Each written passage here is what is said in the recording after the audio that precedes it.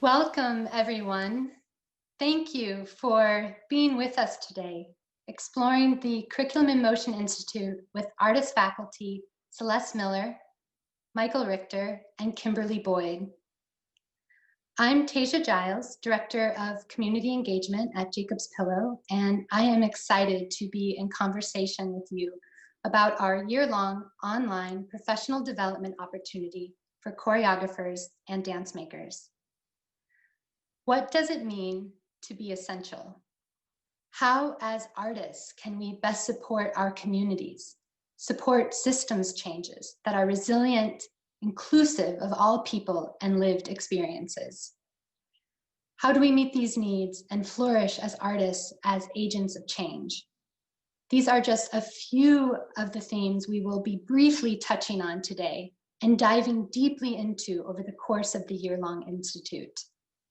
But first, I want to orient us to a few logistics. If you're having any audio trouble, you might want to adjust your audio settings on your device, or please use the chat function to alert us here at Jacob's Pillow, and we will try to help troubleshoot. You're also encouraged to use the chat function to introduce yourself, say hello, and ask any questions you have about the Institute. We'll be addressing those towards the end of our time together. The shape of today's conversation is to hear from each of our artist faculty a bit about themselves and how their work intersects with the core values of the Curriculum in Motion Institute. And then I'll come back and help facilitate a Q&A with your questions. Please know that a recording of this will be made available as a reference and for you to share with your moving community. Thank you so much for being a part of this experience. And with that, I want to introduce and welcome Curriculum in Motion Institute Director, Celeste Miller. Hey, so nice to have everybody here. So I'm Celeste, she, her, hers. We want to welcome you to our webinar about the Institute. So this is a 5-module program that spans a full year. All the details about the fabulous components are in the website, but I'm going to just jump us in. Little background, over 25 years ago, J.R. Glover, the Pillow Director of Education at the time, and I began Curriculum in Motion at a local high school in the Berkshires. And since then, we have nourished Curriculum in Motion as a conceptual framework applied to a wide range of community and co-creative partnerships, including most recently, our partnership with the local medical community. We also co-mentored 10 artists into Curriculum in Motion over the course of those 25 years, and those founding artists are an essential core to our work and our resources. So we hope that the Institute is going to bring even more artists into the fold through this process. So in the Institute, when we meet over the fabulous Zoom mechanism, we won't be muted. We will all be visible and present with one another in mostly synchronous learning environments. And we're containing the size of the Institute so we can have meaningful, intimately curated exchanges with one another, even in this online world. But even today, where you're only visible in chat, it's still important to Michael and Kimberli and I that we start by moving. So you can either stay in your seat or stand up for a moment. Here's our prompt. Right now, for you today, what is something that has bloomed or blossomed? And you can put that into your body, whether you want to put the notion of blooming and blossoming into your body or that actual thing. And then you're going to add to that blooming, blossoming, something that holds you back. Again, you can use gesture or extended movement for either the notion or the thing that holds you back. And then our final part of the phrase is going to be, if you could wave your magic wand and change one thing, what would that change be? So take about 30 seconds to just dance and improvise, thinking about what has bloomed, what holds you back, and what is that action of the magic wand to change. And just be in your bodies for a few seconds, exploring.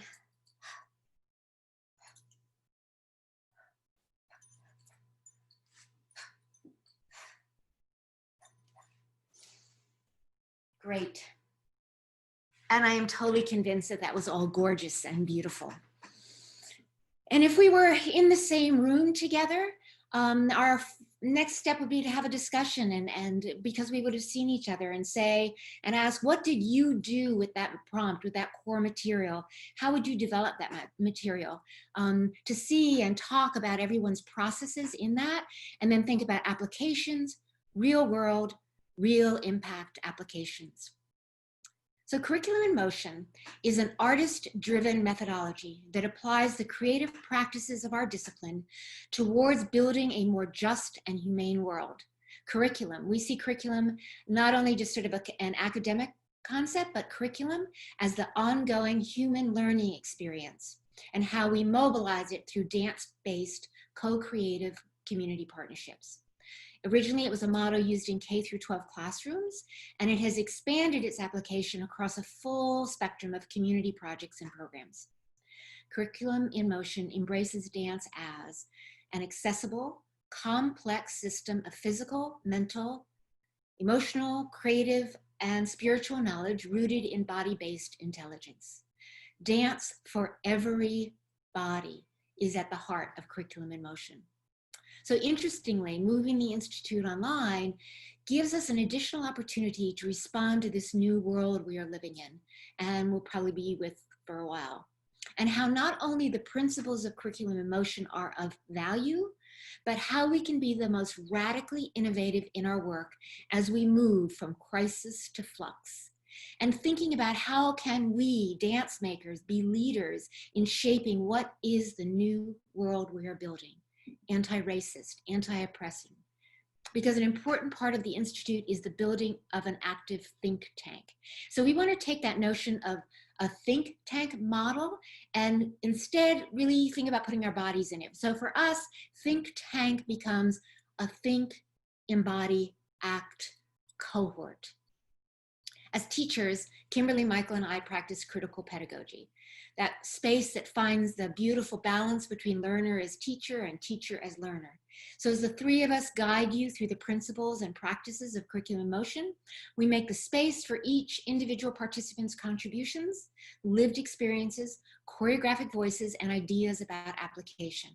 Most importantly to me, we spend the time together to dig into what Eric Booth recently charged teaching artists to do: pull back to your core values and experiment boldly from there. So aligning our values and belief systems is central to this work. Curriculum in Motion driven by the choreographer, and then in dialogue and partnership with their partners in a co-creative environment of the workshop or classroom experience and how that is developed. So within the workshop classroom experience with Curriculum in Motion, the artist lead is grounded in the particular choreographic vision that the choreographer, you, bring to the topic, theme, or issue. And that's our principle one, artist's inquiry as essential. The topic, theme, or issue supplied by our partner and further supported with their presence in the circle with us. That's our principle two. With mechanisms for peer-to-peer co-mentoring as opportunities for growth and discovery, which is a built-in mechanism for professional development, which is our principle three. Curriculum in Motion is a rigorous practice, equally valuing the artistic curriculum and the content curriculum. We place dance is thoughtful, honoring choreographic thinking as a key to unlock teaching and learning as we match strong dance curriculum with strong content curriculum, which is our principle four. And then the challenge for artists to use a residency as a site for inquiry into their own ongoing choreographic pedagogical development beyond a specific residency, which is our principle number five.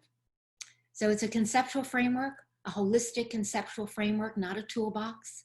In the course of the training, we take the time to examine individual motivations and individual core values. We ask questions that guide us in setting up the co-creative partnerships we build.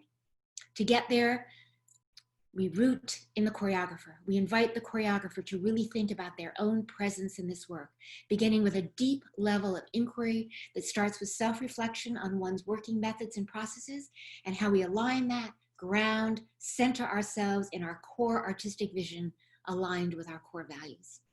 And now I'm going to turn it over to Kimberli.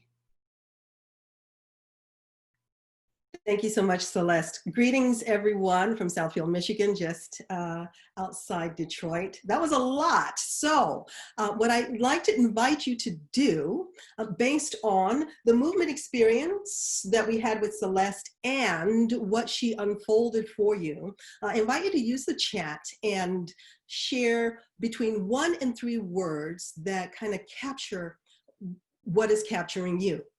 Right? And let's see how we're starting to think and be together. It might be that the words come together as the beginning of a poem, because in the Institute we'll not just be dancing, but we'll also be dialoguing and doing a lot of writing as well.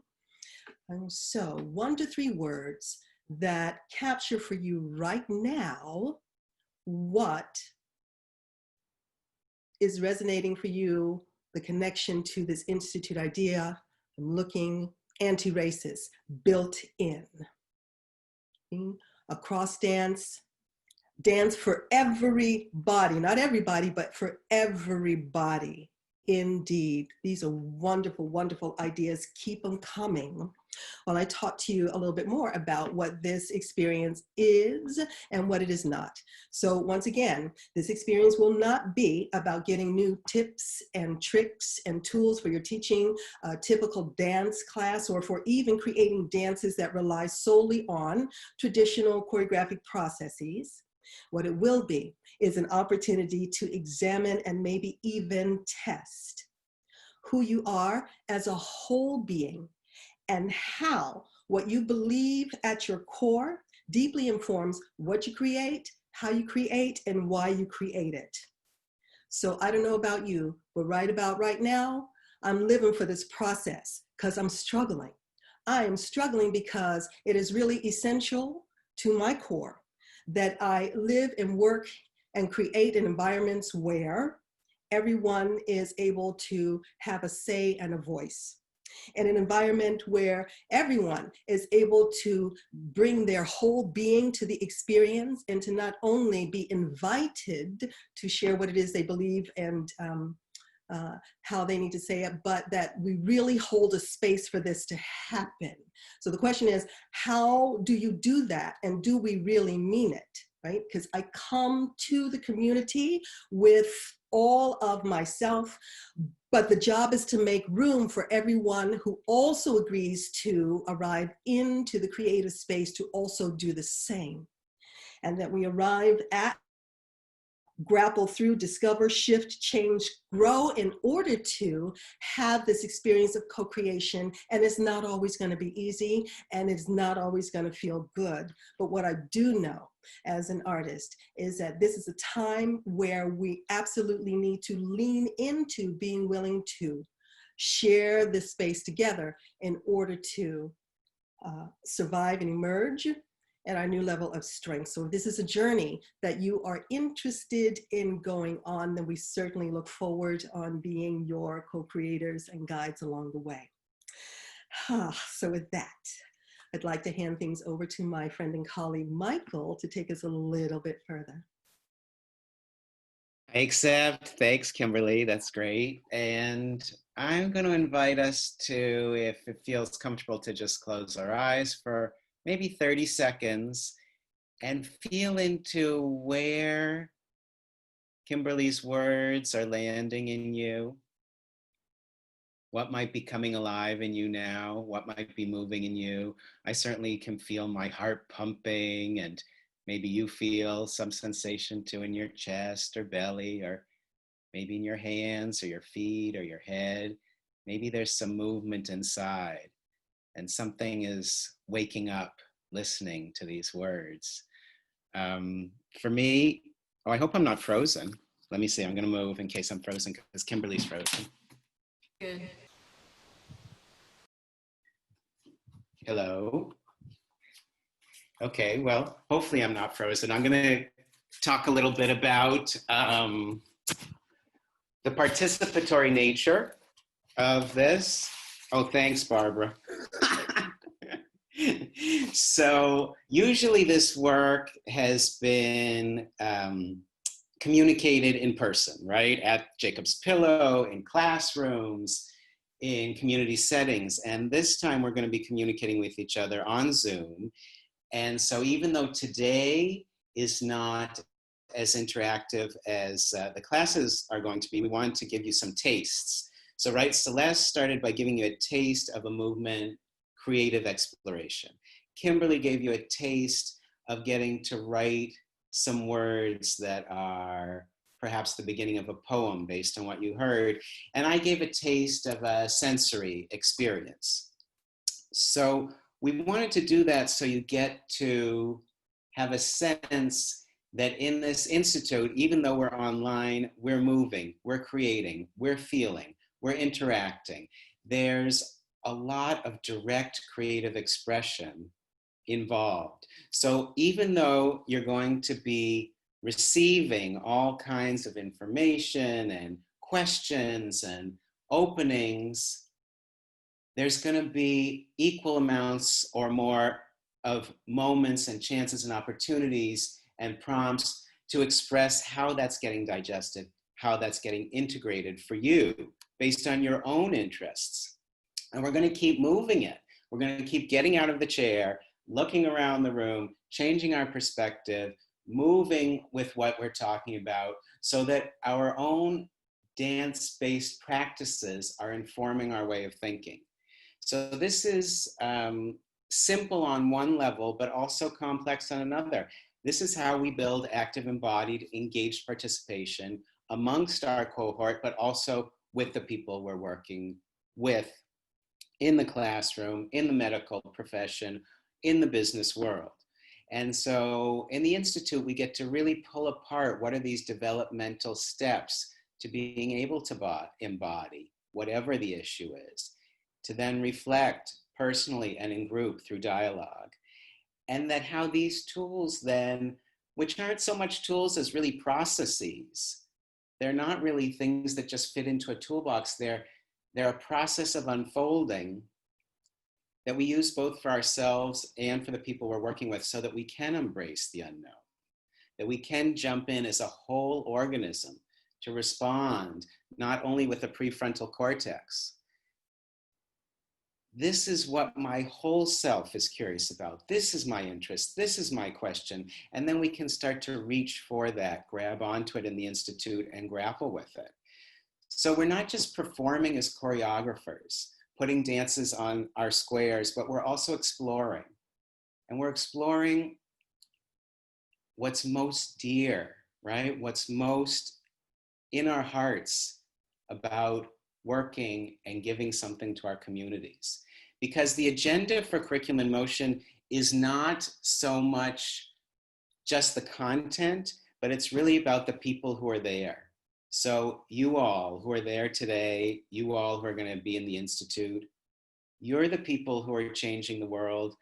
And by focusing on you as individuals, we come up with more and more of the unfolding of the methods and the methodology.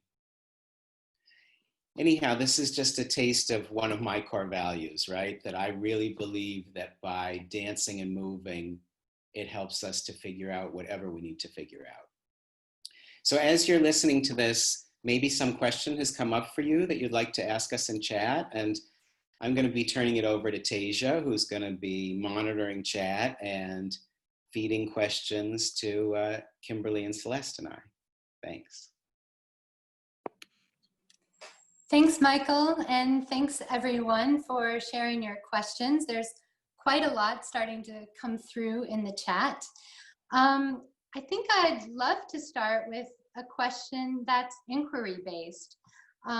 If we could speak to what Curriculum in Motion is, and is it directed at participants who identify as choreographers and dance makers, and how? A little speaking about that versus the approach of a teaching artist. Great, that's such a great question. Thank you, Kristen. Curriculum in Motion is directed at choreographers. So this program very specifically is looking at how we as choreographers, dance makers, think and act in the world, and then how we extend that into the other situations where we work, which is teaching, community building as well. So choreographers who have experience as teaching artists, great. And also choreographers who don't have that experience yet and are curious about developing that part of their fullness of who they can be. So yes, centered on choreographers. So that's the first requirement of what we're looking at. And then how can we extend that out? So you don't have to have experience as a teaching artist, but you do have to consider yourself and actively pursue your being and self as a choreographer. Excellent. Another question is about takeaways. What do I take away when I complete the Institute? Michael, Kimberli, you want to jump in? Yeah, I'll do a little bit and then I'll pass to you, Kimberli. Okay, so there are practical things about having the confidence you need to enter any situation with your true vision about changing the world through dance. That's probably the most important that you're going to take away. And that you're then also eligible to become part of the Curriculum in Motion artist roster on that's part of Jacob's Pillow. So they're not necessarily connected, but they can be because there is a chance for you to do a project as part of the Institute, a capstone project with field work involved, so that you either make a whole plan about how you're going to put this into the world, or you actually start to do it while we're in the Institute. And Kimberli, I'll pass to you for finishing and supplementing. Well said. I'm looking in the chat and I want to address, there's a question, thank you, Hope. Does this program work for artists / political activists? Yes. I'm a mom, I'm a community member, I'm an artist, I'm a healer, I'm a dance maker, I'm making sure my community is fed. I live in Michigan. You saw them mount up on the Capitol. All of that deeply informs how I create. And as I was alluding to, I would spontaneously combust if I didn't have the process of dance making and processing in order to bring all of that into the work that I do. Plus it's in the room anyway. I'm creating with the community who has to also figure out how to address those real life issues. Diaper distribution, testing, who's essential, how you gonna send people back to work and we haven't secured the babies yet, how you gonna ask people to work in the night and you haven't figured out transportation, not everybody has a car, does everybody have the equipment to learn online, what is the equity in all of that, and how do we need to physically move that through our bodies in order to have that conversation. Right now, stealthily, I get to sit in some circles where they don't know it. I don't think they think that they're dancing, but we absolutely are. It is the way. Since you call me and I'm all those things, you think you brought me there for the moment of self-care and mindfulness, and you have. But what we also do is start to explore ways in which we can move and be together, from breathing together to moving together in creative ways in order for the real life stuff that we're dealing with to literally be able to move us towards solutions. So yes. Powerful. There's several questions coming through about the logistics of the program. I wonder if we want to speak to the 5 modules and how we're seeing those unfold over the course of the year. Yes, thank you. So there's a lot of detailed information on the website, and I encourage you to go there. So it takes the course, spans a year. There's 5 modules. They each kick off with a weekend intensive. I saw a question about the flexibility in there. And again, since we're doing this as a small cohort, we can, once we get who's applied and what all that, I think that there are spaces we can go. The weekends are pretty set, and they will also be recorded. So if somebody has to miss one, they can do that. Yeah, I think, but there's a lot of details in there. So there's the modules that kick off with the weekend intensive. Those weekends happened in end of July. There's October, January, March, and then next summer. And then there's additional activities. There's peer-to-peer ways that we can do peer-to-peer co-mentoring with one another. There's a drop-in coffee clutch that we can have once a month to be each other, and to also sort of try out choreographic ideas with our cohort online, all that. So go to the website because it's kind of dense about all that in there. And please feel free to email us if we don't get to any of your questions. I also want to jump in and respond to Lauren about the musical theater Broadway performer turned choreographer. Yay, how fabulous. Yes, open to someone with any type of background. And again, just it's the center is that you are bringing your choreographic self and thinker to the program, because that's where we root from and we base from. So every action that we think about making with our community and with our community partners is asking you to think choreographically. How do you begin the work by thinking of it as a mini commission? So the work that Kimberli was talking about, if I'm contacted by my community to ask, how do I work around food distribution? I'm going to think about that as a choreographer and unpack my choreographic thinking and take that on as a mini commission. So it is specific to people who can feel comfortable grounding themselves in thinking through things with their own particular choreographic vision.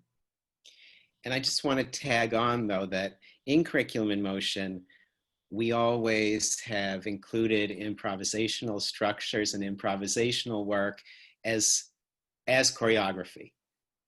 So when Celeste talks about choreographic inquiry and choreographic structures and strategies, she's including in that all of our improvisatory dance strategies as well. She's not only talking about preset work.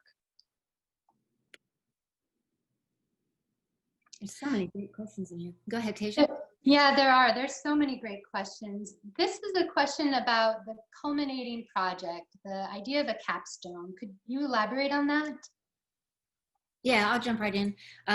So during the course of the year, everyone is charged to think about a particular project that they want to get peer feedback on, to be developing the process of the course of the year.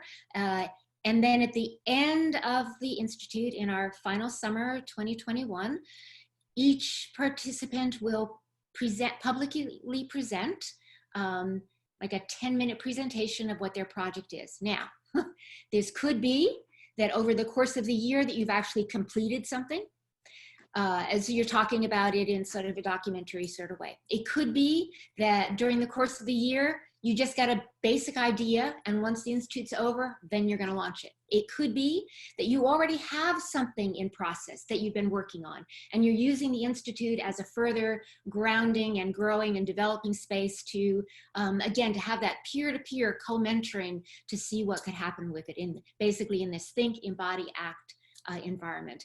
But I'm particularly very excited about making this kind of work get more visibility, and through the great platform of the Pillow to be able to, at the culminating event, to have these broadcast moments for each individual participant to speak about the beauty of the project that has come to them through this entire process. We have a really great question from Barbara here asking, what are you most excited about in regards to sharing this work, and what are you anxious about? Kimberli, Michael, go for it. I feel like I'm talking too much. Unmute, Kimberli. Life is happening. My teenager has noticed that I'm on a Zoom webinar and has taken this moment to ask me what I am excited about are moments like this. How through the serendipity of the time that we're in right now, we can get to broaden our community of connection. There are a lot of things that we're looking at, and there is genius on this call right now. And if we each bring the best of who we are to the learning experience, I'm excited about not only what will happen, but how I will grow. because I don't care what the community is if I'm brought in. When I'm brought in and I'm bold enough to come in and show up on those days where life is happening and be present to the work and hold that space of listening and co-creating, then it is inevitable. Then I myself will grow as well. So I look forward in an expanded opportunity to grow on an international level. Mm-hmm. Kimberly, yeah, I was going to say the same thing. So, you know, what I love about this now, what I'm so excited about is that this work is available to people all over the world. Like Kimberly said, that we're going to connect with genius and intelligence and beauty and wisdom from all over in a way that would not have been possible before. And what excites me about being here with these people is that I get to express and connect to what means the most to me in my heart and in my soul, which is about offering dance making to people who often have not had access to that, and how transformative that can be. So I love that here there's no hiding necessary. We get to say it all and grapple with it all, and that's exciting to me. And nervous or anxious, that side, you know, I guess I just don't know how people will experience the sense of contact in this work without being in the same room. So it's more of a question than anxiety, just like, okay, what are we going to need to do so that the participants really feel us all there connected? I agree. I think that's the question. There's a lot to figure out. And so what I also value about this process is we even as faculty are not going to pretend to come to you having figured out all the answers. That's the power of the work, right? If we can lean into the question, then this collective genius is going to help us figure out how are we going to take this experience of creativity that is so much about physicality and being together and find a way to work through it on a virtual platform. I don't know. I'm also really optimistic. I don't think that we will always never be able to interact together in this way, but already some interesting ways of being across artistic disciplines are emerging. So bring every one of your questions. We need them. They're absolutely what's going to power the experience as we co-create this together. I'm glad you mentioned that, Kimberly, because a beautiful question from Sarah came up about, you know, dance is physical contact and how are we going to do that? And just to highlight that is something we're thinking about a lot. And also,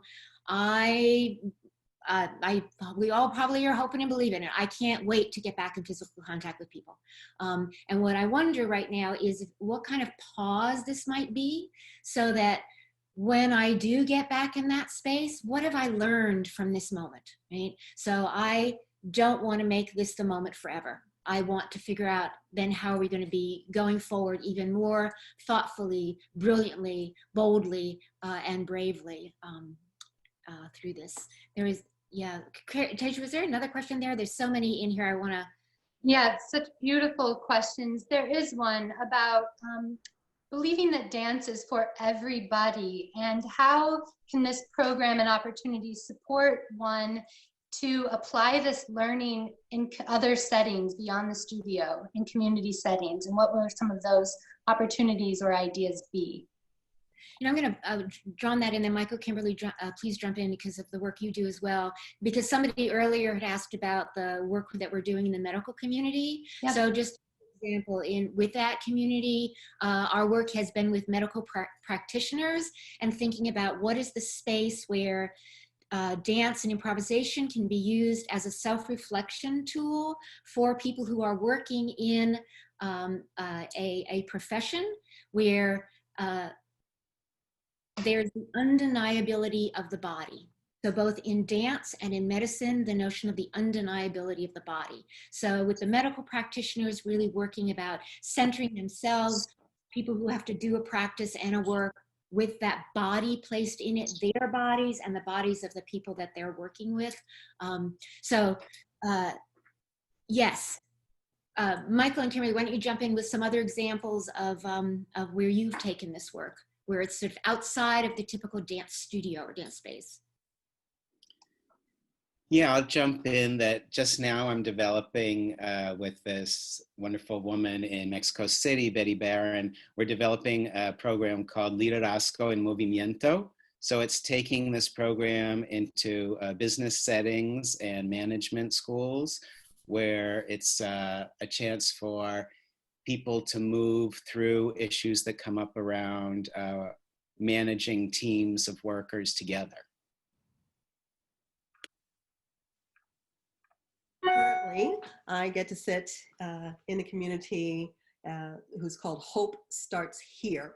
And it began based on an initiative to try to make sure that by the year 2027, early childhood education will be a universally brilliant experience for all early learners, and has had to shift to deal with the moment that we are in now. So part of what we are taking a look at is, speaking of bodies, how are we going to express and explore being with each other without touching is really important. How do we take care of how all of our stress is finding its way in every nook and cranny of our being, how we can just simply pay attention to what's happening in our bodies so that we can have a more immediate, eloquent, descriptive conversation with our healthcare providers, whether it is through telemedicine or when you finally do mount up and show up in the emergency room, about what is happening with you, not what they say is happening on the page. Because for the communities that I support, the medical information was really not created and documented and tested with you in mind.